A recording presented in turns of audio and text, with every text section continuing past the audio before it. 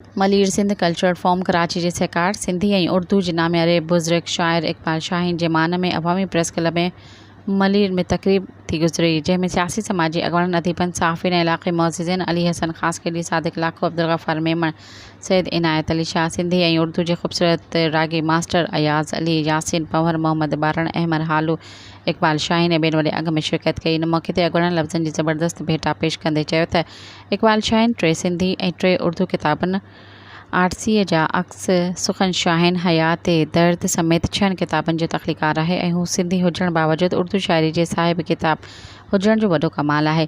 संदसि तख़लीक़ में इहे समूरा रंग ऐं एहसास रचियल आहिनि जेके हिकु ज़िम्मेवार शाइर जी शाइरी में हुजनि।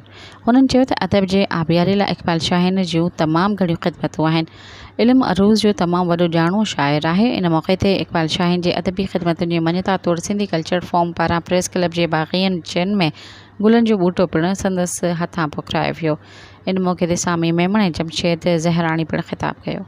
सब्सक्राइब कयो अवामी न्यूज़ HD खे ऐं ताज़ा तरीन ख़बरुनि लाइ ॾिसंदा रहो अवामी न्यूज़ HD।